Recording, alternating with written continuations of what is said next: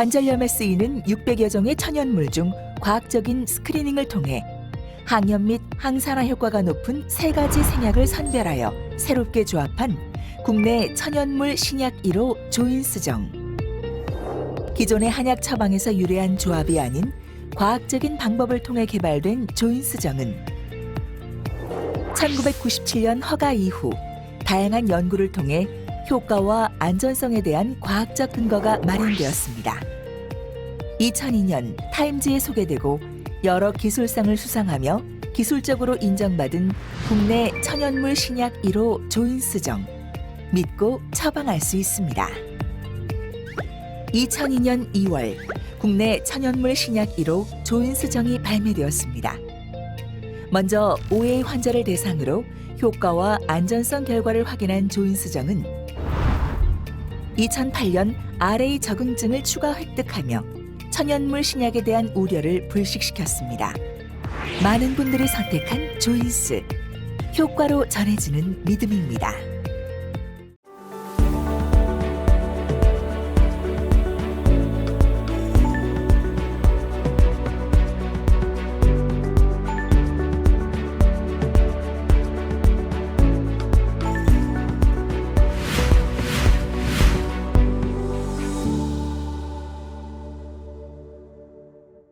네, 안녕하십니까.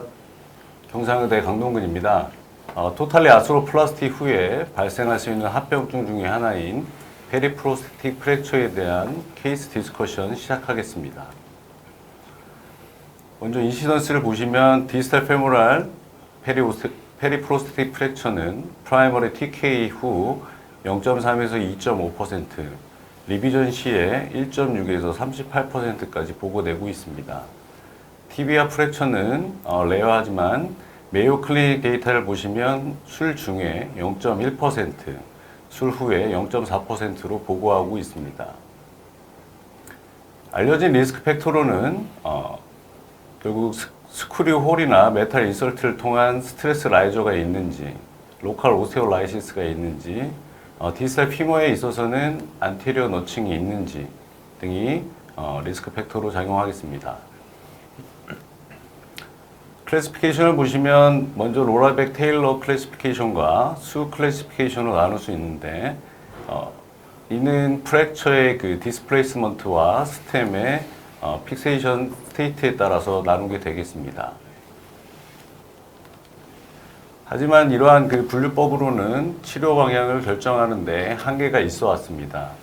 그래서 2006년 김강현 교수님과 파비지 선생님은 프랙처의 리듀서빌리티, 디스탈 프래그먼트의 본스톡, 컴포넌트의 픽세이션 정도에 따라서 치료 방법을 결정하는 새로운 분류법을 보고하셨습니다. 치료의 목적은 노멀 얼라이먼트를 회복하고 적절한 파텔로페모랄 조인트의 펑션을 회복하며 임플란트의 픽세이션을 유지하는 것입니다. 또한 본 힐링을 통해서 펑셔널 레인지 오브 모션을 회복하고 얼리 엠블레이션이 목적이 되겠습니다. 알려진 억셉터블 얼라이먼트는 5mm 이하의 디스플레이스먼트, 5에서 10도 미만의 앵귤레이션과 로테이션, 1cm 미만의 쇼트닝이 되겠습니다. 저는 증대 2개 모두 일단 가장 흔한 디스탈 페모랄 페리프로스테틱 프랙처를 준비하였습니다. 첫 번째 증례입니다. 70세 여자 환자분이시고 레프트 토탈리 시행하신 지 4년째 슬립다운 하면서 본원의 내원에서 시행한 엑스레이입니다. 라테랄 뷰상 페모랄 컴포넌트의 어퍼 마진에서 프록시말로 익스텐전 되는 프랙처 양상 관찰될 수 있습니다. 첫 번째 증례는 시간상 제가 정리하여 말씀드리겠습니다. 수 클래시피케이션 상에서는 타입 2고 킴스 클래시피케이션 상에서는 1B에 해당되는 것을 확인할 수 있습니다. 그래서 치료 방법은 다음과 같이 열거할 수 있으나 저의 경우에 있어서는 라테랄에 있는 라테랄의 LCP 플레이트를 어플라이를 수술 계획하고 진행하였습니다. 저의 그 수술 원칙에 대해서 간단히 설명을 드리면 시암 가이드하에 먼저 매뉴얼 리덕션을 시행합니다. 트랙션 상태에서 말렛이나 어시스트의 핸드로 컴프레션을 가하고 포스테리어 쪽에 이러한 그 홀을 말든지 방사선 투과용 그 받침대를 통해서 리덕션을 시행하게 되겠습니다. 그 후에 이제 라테랄 사이드에 LCP 플레이트를 어플라이한 후에 본의 센트럴라이징을 시키게 됩니다. 디스탈 홀에 한두 개 정도의 락킹 스크류를 픽세이션한 후에 프록시말에 락킹 스크류 드릴빗을 인서트하여 랭스와 로테이션을 교정하고 유지하게 됩니다. 그 후에 3.5mm 코르티칼 스크류를 통해서 이런 매그 스크류 개념으로 베러스 밸구스 리덕션을 시행하게 되겠습니다. 그 후 이제 마지막 남아있는 홀에 워킹 렌스와 다른 고려사항을 통해서 한 홀을 띄든지 다 하든지 해서 이렇게 락킹 스크류를 픽세이션 하게 되겠습니다. 이미디어티 포스오피 엑스레이로서 억셉터블 얼라이먼트에 만족하는 것을 확인할 수 있었습니다. 수로 3년째 본 유니온 잘 돼 있음을 확인할 수 있었습니다. 다음 케이스입니다. 저한테 많은 고민과 시련을 안겨주는 환자이신데요. 레프트가 더 심한 보스니 페인으로 내원하셨습니다. 과거력상 에어로틱 다이섹션, 스트로크, DVT 히스토리 등 다양한 많은 과거력을 지닌 분이셨습니다. 라이트는 베루스, 레프트는 벨구스의 윈드 블로운 리였으며 레프트가 더 심하였기 때문에 레프트 토탈리만 계획하고 환자의 회복 상태를 보고 라이트를 추후에 고려하기로 하였습니다. 스테빌리티를 확보하기 위해서 티비아 사이드의 숏 익스텐디드 스템을 통해서 프라이머리 토탈리 아스로플라스티는 비교적 만족스럽게 진행된 것 같습니다.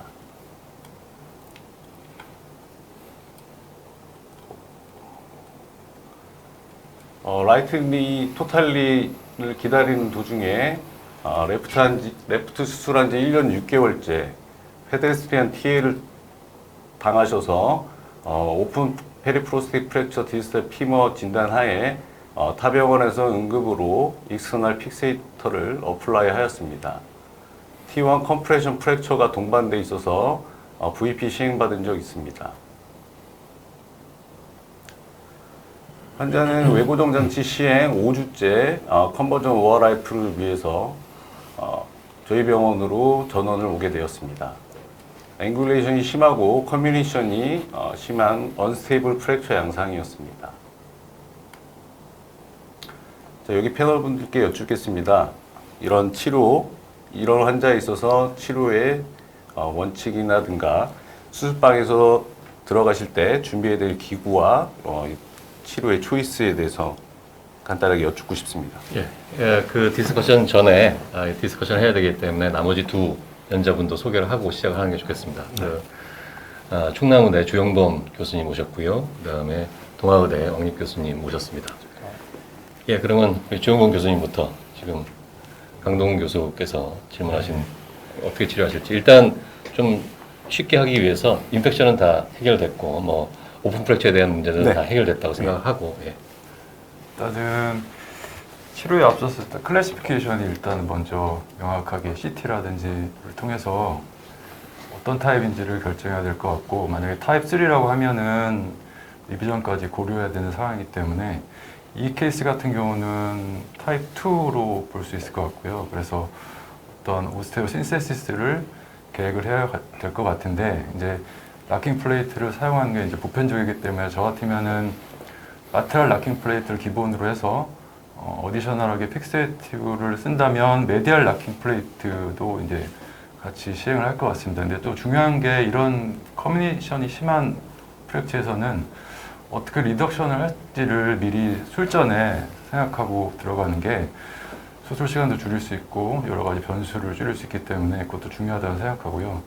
또 한 가지는 본그라프트를 시행할지 말지를 좀 결정을 해야 될 것 같습니다. 그래서 이런 경우라면은 저는 이제 본그라프트까지 고려를 하고 들어갈 것 같습니다.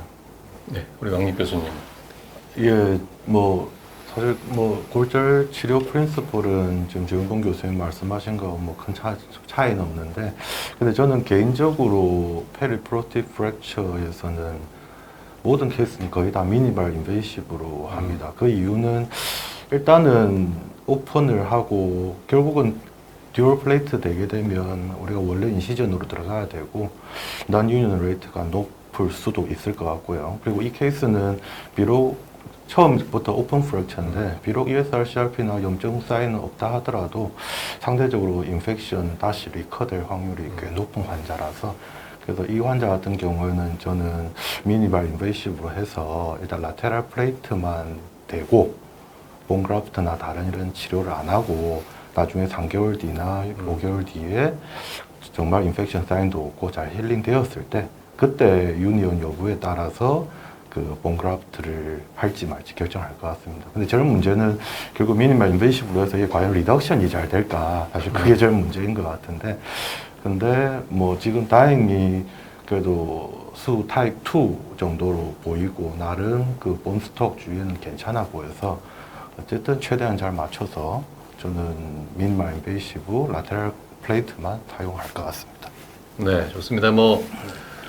저는 사실 아까 첫 번째 보여준 케이스도 듀얼 플레이팅을 하는 걸 거의 원칙으로 하고 있고요. 그 이유는 실제로 심플해 보이는 프랙처도 디스탈 프래그먼트에 오스테오포로시스가 굉장히 심한 경우들이 많이 있고, 그런 경우에 맨 처음에 잘 리덕션이 되고 돼 있어도 이제 또 웨이트 베어링 하거나 그러면서 바로스 디렉션이 이렇게 무너지는 경우들을 한 2케이스 경험한 다음부터는 이렇게 듀얼 플레이팅을 이제 하고요. 그 다음에 저는 이 어프로치를 익스텐살 메디알 파라파텔 어프로치, 그러니까 메디알 파라파텔 어프로치에서 위쪽으로 이 바스투스 인터미디우스를 그 사이로 들어갈 수 있는 어프로치가 있습니다. 그러면은 디스탈 피머 전부가 다 익스포저가 잘 되기 때문에 그 싱글 인시전만으로 라테랄 메디알 플레이팅이 동시에 돼서 그런 식으로 저는 이제 그런 식으로 하고 있습니다. 더 진행하시기 전에 한 가지 질문을 좀 드려볼게요. 사실 저런 패턴으로 풀어지게 되면 루즈닝은 없다고 생각을 해야죠. 기존에 이미 루즈닝이 있는 상태가 아니라면은 저렇게 부러졌는데, 사실 이제 저렇게 되면서 그 에너지가 또 이 루즈닝을 만드는 그런 에너지가 더 추가로 생길 거라고는 좀 잘 생각이 안 되는데, 그래도 가능성이 있지 않습니까? 뭐 수술장에서 확인할 수도 있지만, 근데 미리 알고 들어가야지만 어떤 리비전이나 이런 것들을 준비하는 그런 뭐 APC를 준비하든지 그런 것들을 준비할 수 있기 때문에 수술하기 전에 이 프로세시스가 루즈닝이 있느냐 없느냐를 지금 엑스레이에서 사실 잘 안 보일 수가 있거든요. 그럼 혹시 판단하는 추가적인 방법이 있을까요? 여기 일단 강동원 교수께서는 어떻게 해요? 제가 시간 관계상 CT를 다 보여드리지 못한 건 좀 죄송하고요. CT상에서 저는 이제 결국은 오스테오라이시스나 본 퀄리티 자체를 조금 더 면밀히 봐서 임플란트 자체에 문제가 없는지를 반드시 룰을 하고 진행하는 걸 원칙으로 하고 있습니다. 네. 또 CT상에서 일단 확인을 하고, 만약에 어느 정도 루즈닝이 있다고 하더라도 저 같은 경우에는 일단 본 유니언부터 얻고 나서 추후에 이제 루즈닝에 대한 리비전 하는 게 더 쉬울 것 같아서 네. 어느 정도 루즈닝은 허용할 수 있을 것 같습니다. 네, 아마 이벨루에이션 하는 방법은 CT로 의존할 수밖에 없는데, 그것도 근데 메탈 아티팩트 때문에 사실 잘 보이지 않는 것. 3D CT가 혹시 좀 도움이 될지는 모르겠습니다. 저는 찍어본 적은 없습니다만은. 이제 MPR을 하게 되면은 조금 더 도움이 되죠. 멀티플라나 네. 리컨스트럭션 하게 되면. 예. 그런데 이제 거기 있는 메탈 아티팩트를 얼마나 잘 제거하냐 굉장히 중요하고, 또 하나는 이게 이제 특히 외부 병원에서 오신 경우에는 수술이 당장 급하지 않다 그러면은 외부 병원에서 찍은 제일 마지막 부러지기 전 엑스레이를 좀 달라고 합니다. 그래서 거기에 혹시 루즈닝이 이미 동반되어 있지 않은지 이제 그런 것 때문에 언스테이블해서 넘어진 경우도 있기 때문에, 그래서 그것도 도움이 될 것 같습니다. 예, 김동 교수 진행해 주시죠.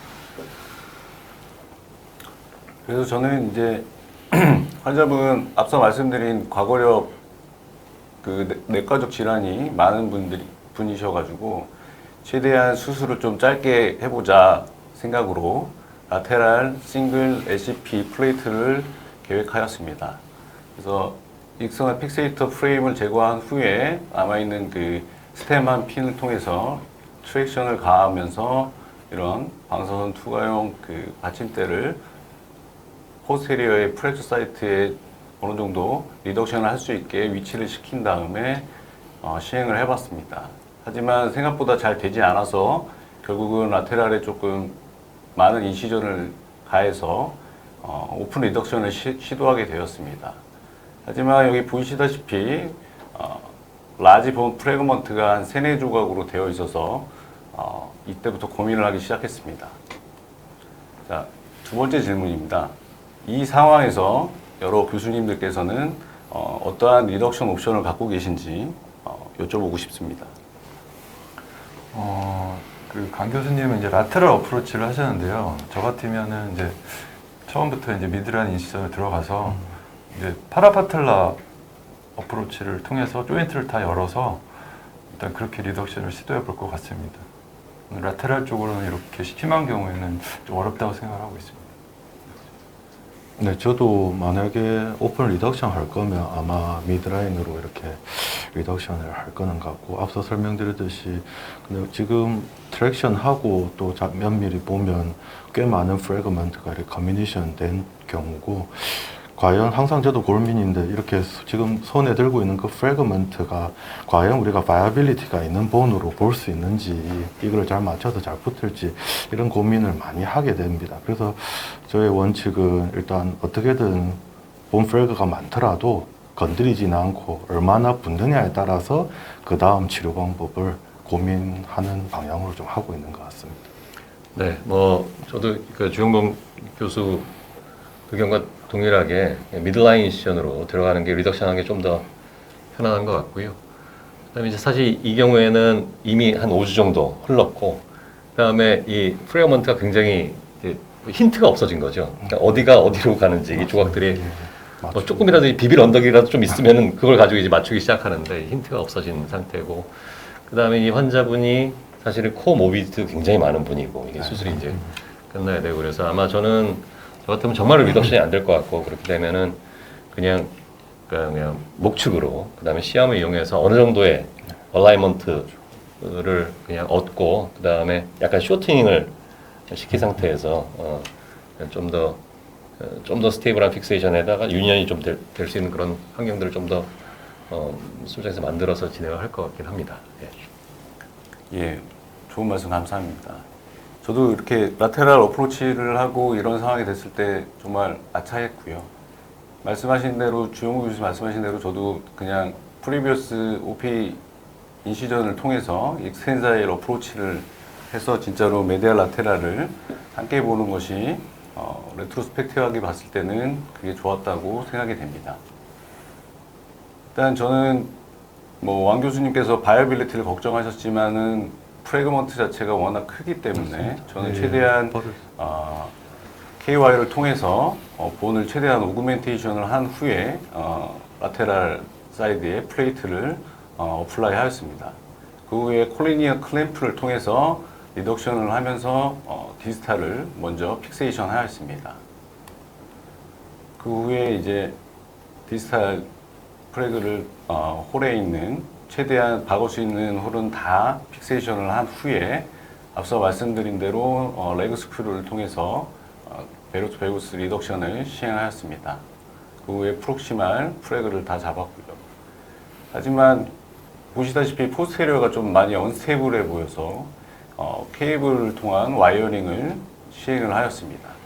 2개를 시행해야 했는데 라테랄 시암상에서 프록시말의 케이블이 프랙처 사이트에 걸리면서 힘을 전혀 못 받는 상황이었습니다. 그래서 결국은 프록시말 케이블은 리무브를 한 후에 K-와이어를 통해서 어디셔널 픽세이션을 하고 끝내게 되었습니다. 그래서 가장 후회하는 것 중에 하나는 제가 처음에 싱글 라테랄 플레이팅을 계획한 이유 자체가 코모비티가 높아서 최대한 빨리 끝내고자 하였는데요. 생각보다 리덕션 하는 게 너무 힘들어서 실제로 수술 시간은 이때가 한 3시간쯤 걸렸습니다. 그래서 처음부터 말씀하신 대로 듀얼 플레이팅을 계획을 하거나 프리비어스 OP 인시전을 통해서 익스텐사일 어프로치를 했으면 어땠을까 하는 후회가 많이 남는 케이스여서 소개를 드린 겁니다. 그래서 이미디어티 포스트 OP 엑스레이이고요. 환자는 그래서 이틀째 이런 안티코아굴란트를 리스타트하였고요. 환자 통증이 좀 감소하는 걸 보면서 일주일째쯤에 스티프니스를 방지하기 위해서 최대한 아프지 않는 톨러러블한 범위 내에서 CPM 엑서사이즈를 시행하였는데요. 한 2주째 갑자기 페인과 스웰링이 심해져서 시행한 CT상에서 이런 헤마토마 포메이션 및 액티브 블리딩이 마일드하게 보인다는 소견이 있었습니다. 그래서 컴파트먼트 신드롬 오기 전에 이렇게 헤마토마 이베큐에이션을 시행하였고요. 수로 6개월째 사진입니다. 칼로스는 어느 정도 조금 보이긴 하지만은 아직까지 환자의 엠블레이션은 정상적이지는 못한 상태입니다. 그래서 페리프로스틱 프랙처에 있어서 플레이팅의 원칙에 대해서 간단하게 리뷰하고 마치도록 하겠습니다. 현재 그 라테랄 락킹 플레이트는 가장 많이 사용할 수 있는 방법이고요. 미포 테크닉을 통해서 바이올로직 픽세이션을 할 수 있습니다. 그로 인해서 컴플리케이션 레이트를 낮추고 인연 레이트를 높일 수 있습니다. 하지만 그 골절 양상이 매우 그 디스탈 프랙처 프래그먼트까지 연결되어 있을 경우에는 과연 플레이팅을 적용하는 것에 대한 디베이트는 있는 것 같습니다. 그래서 결국은 디스탈 프래그먼트의 본스톡 상태를 파악하는 것이 가장 중요한 팩터가 아닌가 생각이 됩니다. 또한 그 미니멀 인베시브 어프로치를 통해서 인다이렉트 리덕션과 세컨더리 본 힐링을 도모하고요. 소프티슈 스트리핑을 최소화하고 페리오스테아 블러드 서플라이를 최대한 보존해서 본 힐링을 하게 되겠습니다. 최근에 이제 듀얼 플레이팅에 대해서 얘기가 많이 나오고 있고요. 그래서 페리프로스틱 프랙처의 지오메트리를 간단하게 보시면 이 메디알 사이드는 커뮤니케이션 자체가 좀 적기 때문에 오픈 리덕션과 픽세이션에 좀 적합합니다. 하지만 라테랄 사이드에 있어서는 페모랄 컴포넌트의 어퍼 엣지부터 디스탈 쪽으로 익스텐전이 가능하기 때문에 저희가 원하는 스크류를 다 충분히 픽세이션을 할 수 없는 문제점이 발생할 수 있겠습니다. 그래서 점점 듀얼 플레이팅에 대한 관심과 사용 빈도가 높아지고 있고요. 앞서 말씀드린 케이스도 역시 듀얼 플레이팅을 했으면은 좀 더 수술 시간도 짧아지고 좀 더 펌한 픽세이션을 할 수 있지 않았을까라는 반성을 하게 되었습니다. 저 같은 경우는 메디알 플레이팅을 먼저 하는 경우도 있고 라테랄을 먼저 하지만 메디알을 먼저 보시면 이렇게 서브 바스투스 어프로치를 통해서 아나토미 리덕션을 하고 본투본 컨택을 해서 픽세이션을 하게 됩니다. 플레이트는 상황에 맞춰서 락킹 플레이트나 뭐 다른 여러 가지 플레이트를 적용할 수 있겠습니다. 그리고 라테랄 플레이팅은 어디셔널 스테이빌리티를 얻기 위해서 앞서 말씀드린 방법으로 시행할 수 있겠습니다. 하지만 문헌상에서 아직까지 이런 듀얼, 더블 플레이팅에 대한 적절한 인디케이션에 대한 컨센서스는 형성되어 있지 않은 것 같습니다. 또한 메디알이 먼저냐, 라테랄이 먼저냐 하는 이견도 존재하고 있습니다. 정리하겠습니다. 컴포넌트의 디자인과 상관없이 이러한 플레이트 픽세이션은 대부분의 페리프로스틱 프랙처에서 적용 가능합니다. 그리고 대부분의 경우에 있어서는 싱글 라테랄 미포 테크닉으로 가능하게 됩니다. 하지만 디스탈 프래그먼트의 본스톡이 충분하지 못해서 이러한 라테랄 싱글 플레이트 적용 시 5개의 스크류를 박지 못할 경우에는 메디알 혹은 듀얼 플레이팅을 고려할 수 있겠습니다.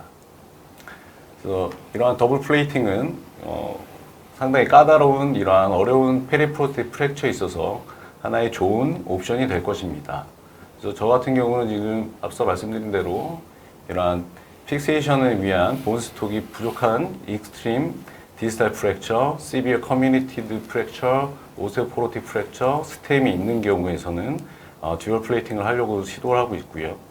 그 다음에 하나의 플레이팅을 통해서 충분하지 못한 픽세이션이 있다고 생각하면 어디셔널하게 시행하는 것이 좋겠습니다. 경청해 주셔서 감사합니다. 네, 강동 교수 수고 많으셨습니다. 아까 두 번째 케이스 같은 경우에 이제 그런 케이스죠.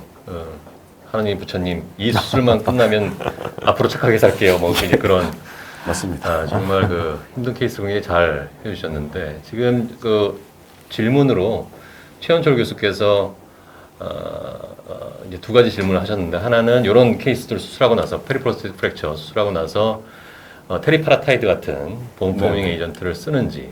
그다음에 두 번째는 좀 드물지만 아주 그냥 살짝 다쳤는데 페리프로스틱 프랙처가 됐고 엑스레이도 보면은 에이티피컬 프랙처, 오스테오포로시스, 비스포스포네이트나 뭐 이런 것들을 쓴 이후에 에이티피컬 프랙처 생긴 것처럼 그렇게 그런 케이스가 있었는데 이런데 이제 이런 경우에 치료에 유의해야 할 점이 있는지 두 가지 질문하셨습니다. 네. 좋은 질문 감사드립니다. 첫 번째 같은 경우는 저 같은 경우는 이제 6개월 정도 본 포밍 에이전트를 환자분한테 권유를 하고 가능하면은 다 처방을 하고 있습니다. 네, 두 번째 같은 경우는 아직까지는 제가 에이티피컬 피머 프랙처를 접해보지는 않아서 다른 교수님들께 공을 넘기도록 하겠습니다. 네. 어떠신가요? 저도 PTH 제제는 가급적 6개월, 최소 6개월 정도 권유하고 있고요. 두 번째, 에이티피컬 양상의 페리프로스테틱 프랙처는 그 임플란트 주변에서 경험한 적은 없고요. 저쪽 샤프트 쪽에서, 미드 샤프트나 그쪽에서는 많이 경험을 했고, 치료는 뭐 일반적인 에이티피컬 프랙처, 샤프트 프랙처에 준해서 치료를 하면 될 것 같습니다. 특히 이런 경우에는 PTH를 권유하는 게 더 좋을 것 같습니다. 교수님. 네, 저는 뭐 첫 번째 질문은 뼈가 안 붙으면 그때만 사용하고요. 저도 뭐 사실 아까 강동원 교수님 첫 번째 케이스도 그 본비크 있고 약간 조금 어티피컬 양상이 아닌가 좀 의심을 했는데 저는 오히려 이게 어티피컬 프랙처는 정말 절대 안 붙더라고요. 그래서 오히려 이게 듀얼 플레이트에 좀 인디케이션이 되지 않을까 싶습니다. 저는 이제 PTH 제제를 그 뭐 루틴으로 사용하지는 않고 사실 에비던스가 그렇게 많지는 않죠. 많지는 않은데 그래서 루틴으로 사용하지는 않고요. 에이티피컬 프랙처 양상으로 이제 특히 라테랄 보잉이 굉장히 심한 경우에 디스탈 쪽에서 이제 부러지는 그런 경우들이 한두 케이스 있었고 이제 그런 경우에는 이제 PTH를 쓰는데 사실 에이티피컬 프랙처 굉장히 늦게 붙는다고 생각을 해야 되고 그 다음에 쓸 수 있으면 IM 네일링을 하는 게 좋긴 좋은데 특히 보잉 있는 환자들은 뭐 네일을 넣을 수가 없으니까 그런 경우에 그 말씀하신 것처럼 듀얼 플레이팅을 합니다. 우리 또 레트로그레이드 IM 네일 좋아하시는 선생님들도 계시는데 그 얘기를 안 해서 섭섭하실까봐 잠깐 어떻게 레트로그레이드 IM 네일을 안 쓰시나요? 최근 보면 CR 타입보다는 다 박스가 네. 있는 네, 네. PS 타입으로 수술을 다 진행하시기 때문에 실제적으로 레트로그레이드 인디케이션은 거의 없는 것 같습니다. 그렇죠. 네. 예. 그래서 뭐 주영무 교수도 영립 교수 잘 안 쓰시나요? 네.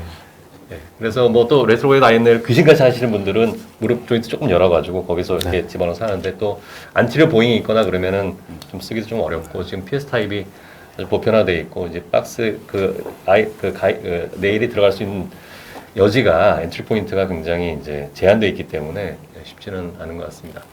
듀얼 플레이트의 메디얼 플레이트는 뭘 대시나요? 메디얼 사이드에 듀얼 플레이트 한다 그러면 영립 교수님. 예, 저는 그 많이는 안 했지만 쓴다면 그 라테랄 티비얼 플레이트, 프로시말 티비얼 플레이트를 돌려서 이렇게 반대쪽 플라토 프랙처. 플라토 때, 프랙처 때 예. 그게 우리나라 선생님께서 논문도 쓰셨죠. 그거를 네. 이렇게 돌려서 예. 반대쪽을 돌려서 쓰면 잘 맞는다. 예. 잘 안 맞던데. 네, 저도 잘 안 맞았어. 한번 여쭤보고 싶었는데 생각보다 잘 안 맞더라고요. 예. 우리 주인공 교수님 많이 듀얼 플레이팅 한다 그러면. 저도 왕 교수님처럼 프록시말 TBR을 돌려서 하고 네. 있습니다. 저는 현재 토모픽스를 제일 우선적으로 하고요. 네, 네. 컨터가 너무 안 맞는다 그러면 네. 이제 숄더에 쓰는 필로스라든가 네, 여러 맞습니다. 가지 플레이트를 좀 밴딩을 통해서라도 조금 네. 해보려고 노력하고 있습니다. 지금 말씀하신 요 세 개의 플레이트를 지금 마땅한 플레이트가 만들어져 있지 않기 때문에 그런 것들을 써서 제일 잘 맞는 걸 쓰면 되겠습니다. 저는 이제 토모픽스 뒤집어서 이렇게 쓰는 걸 좋아하고요. 이제 라테랄 플레이팅이 어느 정도 되면 메달 플레이트는 짧게 돼도 사실은 스테빌리티에 상당한 기여를 하기 때문에 충분히 빨리 ROM도 시키고 그럴 수 있는 것 같습니다. 예, 그 강의 좋은 강의, 좋은 케이스 감사드립니다. 네, 그러면 감사합니다.